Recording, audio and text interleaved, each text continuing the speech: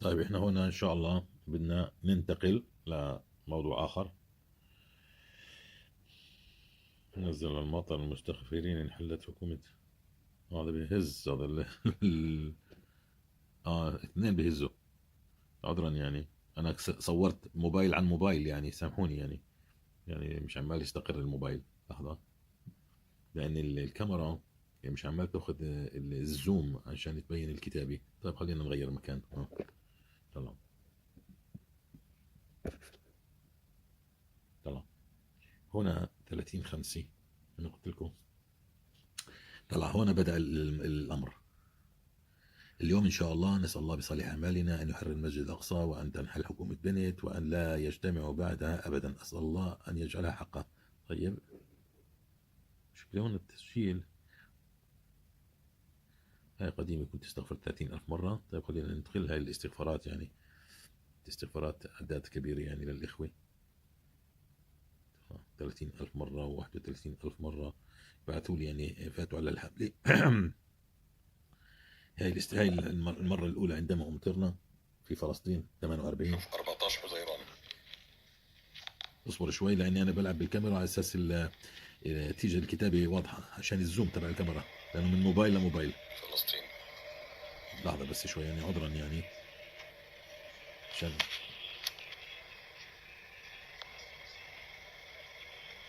نعم. هذا اول شايف الغيث. المطر؟ اول يوم 14 حزيران. 14 حزيران. هذا حملة الاستغفار. طيب لسه نكمل هنا، يعني عذرا كله بهز. طيب هنا بعكا المطر يهطل الان في عكا. ترى تاريخ 12 حزيران.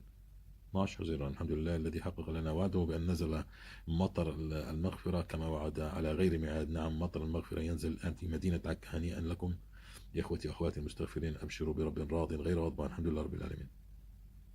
طلع كذا الصورة مش واضحة. طيب هاي القراءات قرآن وكذا. قديش 30,000 استغفار. سورة البقرة كاملة، سورة الكهف كاملة، الملك، الصافات، قاف مرة، الزلزلة 7 مرات، الهمزة. نعم إخوتي، هاي أنا قد نزلت لكم، كنت قد نزلت لكم الرقية تبعت أخونا محمد مجاهد. فهنا كان في الصلاة الإبراهيمية 33 مرة. يعني ما أتمم كل شيء. هاي في 9/6/2022 نكمل. طلع هنا. قال الرسول صلى الله عليه وسلم: طوبى لمن وجد في صحيفة استغفار كثيرا. معلومة على الهامش: بعد مدة شهر من الاستغفار بأعداد كبيرة جدا 30,000، كان عطاء المولى عز وجل كما جاء في الترتيب في سورة نوح المطر أولا، وكان في غير ميعاده. فعلمت أن الترتيب العطاء هو حقا سيكون كما ذكر الله في سورة نوح، وهذا ما حصل بكل دقة، والله على ما أقول شهيد. نعم، فقلت استغفر ربكم إنه كان غفارا يرسل السماء عليكم مدرارا ويمددكم بأموال وبنين. نعم يا ابن آدم، الدنيا صفحة وأنت القلم، اكتب فيها ما تشاء، فأنت مزي به. الاستغفار وما أدراك من الاستغفار، أكثر من الاستغفار تفلحوا. يقال إن أبا هريرة رضي الله عنه كان يستغفر في اليوم 12,000 مرة، يقول أستغفر الله بعدد ذنوبي. فهذا يعني هاي الدروس أنا ببين لكم، يعني أنا عشان إنكم تعرفوا للإخوة الجدد. هاي 8/6 استغفرت الله 30,000 مرة. أنا دائما كل يوم يعني عندي ورد سورة البقرة، سورة الفاتحة 7 مرات. هاي كانت الرقية التي نزلت لكم لأخونا محمد مجاهد. الصافات كنت قرأتها فقط مرة. سورة قاف 7 مرات، المعوذات مرة واحدة، الزلزلة 33 مرة، الهمزة 33 مرة، صلاة الإبراهيمية 100 مرة. وهذا العمل والله على ما أقول شهيد. نعم. طلع هذا. أنا هنا بدي أشغل الفيديو. شوف، عندما أنا كنت بتكلم عن المطر: سبحان ربي ما أكرمك، هل من مشمرين الاستغفار؟ هل تريدون آية أكبر مما ترون هاي عينكم؟ 8 مفسرة. حزيران. دول الرصد أربعة. الجوي للأسبوع القادم. يلا شايف يطفي فيه والله ما كان في علامة إنه في مطر. مطر، والله الذي لا إله إلا هو. سبحان الله، عندما شرعنا بالاستغفار بعد أسبوعين بان إنه في مطر ده على الطريق. الاستغفار. وهذا العمل. ده الاستغفار. هاي كلها استغفار. حبيت أني أوثق هذا يا إخوي، يعني كان هذا مغربي، يعني حبيت إني أوثق لكم. ده الاستغفار. 30,000 مرة اليوم 6/6. ده الراصد الجوي.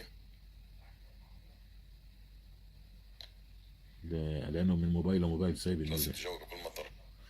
والله كان يقول الراصد في الجوي الأيام لما قرب. بكل مطر. يلا.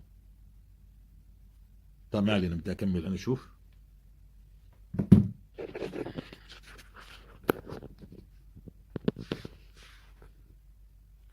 طيب ما علينا.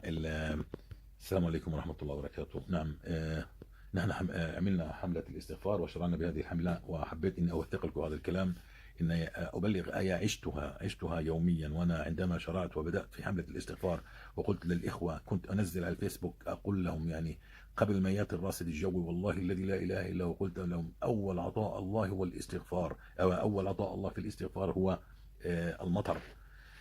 فكان الامر عجيب عليهم، يعني كان كلام، انا قلت كلام، يعني والله ما كنت رايت الراصد الجوي، يعني انه انا يعني انه في مطر. ثم عندما يعني قرب يعني هو، يعني خلينا نقول تقريبا الراصد الجوي بياتي 10 ايام، انا تكلمت قبل بيجي 15 يوم. فعندما بعد 5 ايام شرعنا بالاستغفار، بين الراصد الجوي انه في مطر. شو اللي حصل؟ عندما وصلنا الى يوم المطر، ليله المطر، الراصد الجوي مرة يأتي في مطر، مرة يأتي ما فيش مطر، مرة يأتي في مطر. وأنا للأمانة يعني أنا قد أمطرت في 2015، بس حبيت للإخوة يعني اللي متابعيني يشوفوا آيات الله الحسية تتحقق. ولكن سبحان الله حققها المولى عز وجل في المغرب، وحققها في تونس وقد رأيتم، وحققها في مصر وقد رأيتم، وفي هناك إخوة كمان في اليمن، وعندنا في فلسطين 3 مرات أمطرنا، والله الذي لا إله إلا هو. ب 2015 كنت أترقب، ثم جاء المال بنفس الترتيب الذي جاء بال 2015، جاءني نفس الترتيب والله الذي لا إله إلا هو، ولكني أنتظر المبلغ كيف بقولها الأكبر من باب تصديق وعد الله. هذا هو اللي حبيت إني أقول إياته، يعني سبحان الله. ف هي بدي أبين يعني كمان في هنا آيات، يعني كنت أنزلها يعني، بس حبيت أوثق هاي الأمور. نعم، إحنا بدينا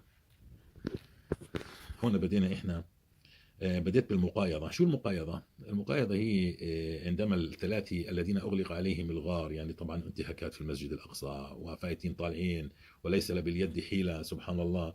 ف وليس باليد حيلة، فقلت يعني سبحان الله، أفضل عمل إنه نعمله هي المقايضة، إنه نقايض الله كما فعل الذين أغلق عليهم الغار، الثلاثة الذين أغلق عليهم الغار فسأل الله في صالح أعمالهم. فشرعت في قراءة سورة ياسين 40 مرة، وثم انتقلت إلى الاستغفار، فتذكرت إن أول عطاء الله يعني هاي اليوم في المسجد الأقصى، طبعا صورة لي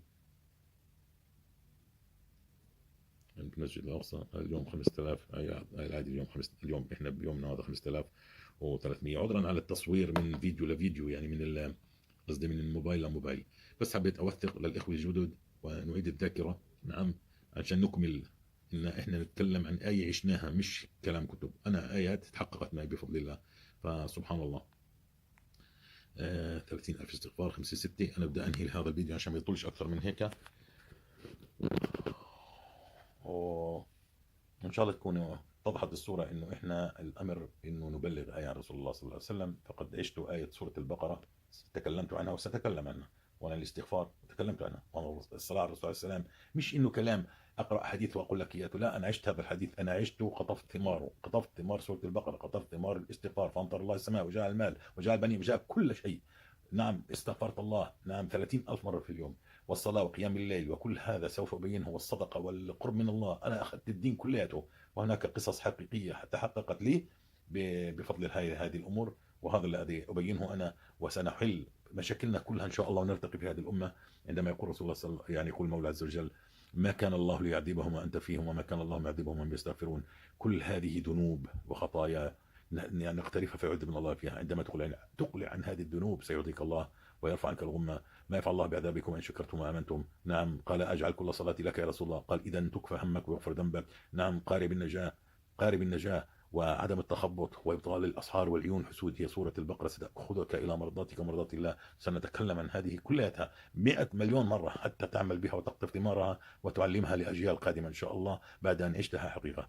نعم، وآخر دعواهم السلام عليكم ورحمة الله وبركاته. أسأل الله أن تكونوا نفعتكم هذه التوثيق إن شاء الله، لأنه كان على الفيسبوك ومش عارف يعني كيف أنقلها بطريقة أفضل.